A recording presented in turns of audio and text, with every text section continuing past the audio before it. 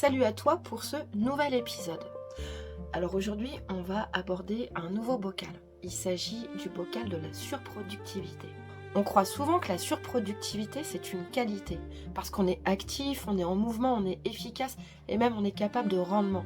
Mais si on regarde bien, il s'agit d'un bocal dans lequel on tourne en rond. Un bocal où la valeur d'une personne se mesure à ce qu'elle est capable de produire ou de faire.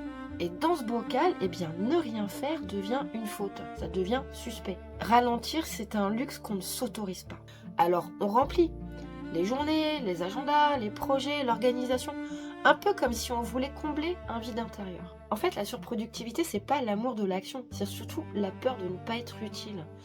La peur de ne pas être reconnu, la peur d'être rejeté si on s'arrête. Et comme ce bocal est très valorisé socialement, on ne voit pas tout de suite qu'on est en train de s'épuiser. Et ce bocal, on va l'apprendre à l'école, à la maison, au travail, un peu partout finalement. C'est presque une valeur sociale, sociétale, cette capacité d'être productif, voire surproductif. On va finir par croire qu'il faut faire pour mériter et qu'il faut réussir pour exister.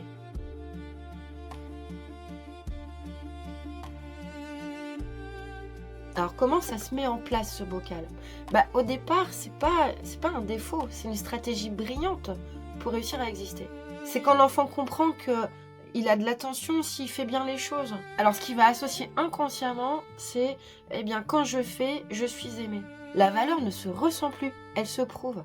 Et cette stratégie devient ton identité.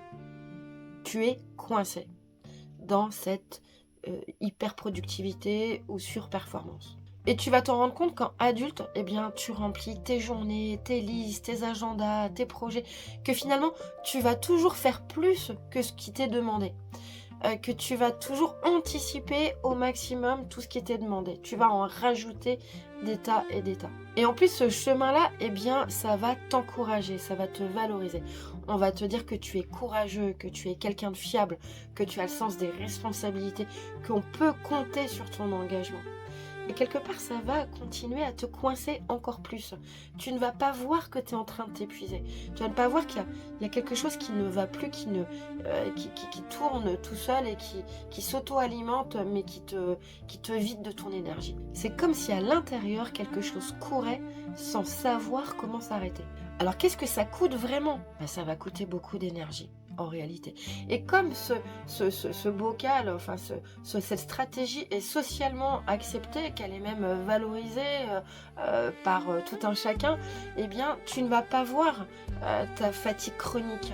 Tu vas pas voir l'épuisement, la perte de motivation, la perte de moteur, la perte de dynamisme. Tu vas avoir beaucoup de difficultés à te poser sans culpabiliser. Ça va être impossible pour toi. Tu vas être tout le temps en train de te dire « il y a ça à faire, faut que j'y aille ». Et tu vas agir beaucoup, mais en te sentant de moins en moins vivant.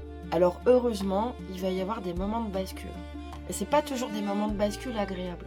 Ça va être par exemple quand le corps lâche, quand le corps craque, n'en peut plus, il est épuisé. Ça peut être aussi quand l'envie disparaît, il n'y a plus le moteur, il n'y a plus d'envie, il n'y a plus de motivation. Ça peut être aussi quand la question surgit, mais pourquoi je fais tout ça? À quoi ça sert? Est-ce que ça a vraiment du sens? Et quand on est là, le doute commence à s'installer. J'ai envie de te dire, accueille-le ce doute, il est précieux. En fait, à chaque fois que tu vas douter, accueille le doute parce qu'il te parle d'un déséquilibre interne. Alors comment tu vas pouvoir sortir de cette surproductivité? Ça va pas se faire en 5 minutes. Ça va pas se faire en arrêtant tout. Il va déjà falloir que tu changes d'intention et que tu sois capable de t'interroger avant de passer à l'acte. Est-ce que je fais tout ça par élan ou est-ce que je fais ça par peur de ne pas être aimé? Donc sortir du bocal, c'est accepter de ralentir sans se justifier. Ça, c'est pas si facile. Voilà, tu apprends à ne plus justifier. Je ne ferai pas cette chose-là ou je ne suis plus disponible pour cette mission. Voilà, juste, tu ne justifies rien. Tu vas aussi apprendre à laisser des espaces vides. En fait, jusqu'à présent, tu remplissais et tu sais plus ce que c'est tellement le vide. Même c'est quelque chose qui t'aspire, qui te fait peur. Donc, je t'invite à te réhabituer progressivement à laisser des espaces sans aucune obligation, aucun coup de fouet pour être dans l'obligation de remplir ce vide. Ça va être aussi d'écouter ton corps avant d'écouter ton agenda. Est-ce que ton corps, là, il est disponible? Est-ce qu'il a envie? Est-ce qu'il a l'énergie? Est-ce qu'il a la force pour passer à la pratique que tu as envie de lui imposer? Et donc, tu vas apprendre à dire non quand l'énergie n'est plus là.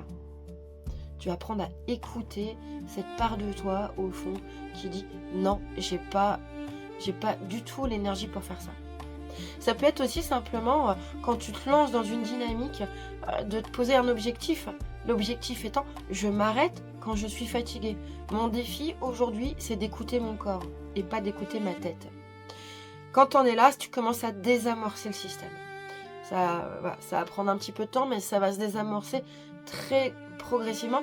Et au fur et à mesure, tu n'auras plus envie d'une telle dépense d'énergie. Tu auras envie, au contraire, d'être beaucoup plus à l'écoute de l'équilibre de ton corps que des volontés de ta tête. En fait, tu vas pas devenir passif. Tu vas devenir souverain et gardien de ton énergie. Ça change tout.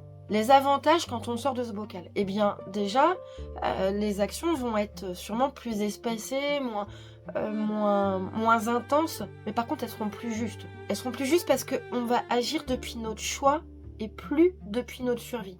On va retrouver de la clarté, une énergie plus stable, on va retrouver de la joie, on va retrouver simplement une présence plus vraie. Et paradoxalement, ce qu'on crée a plus d'impact. Parce que ça part plus d'une fuite, ça part d'un choix.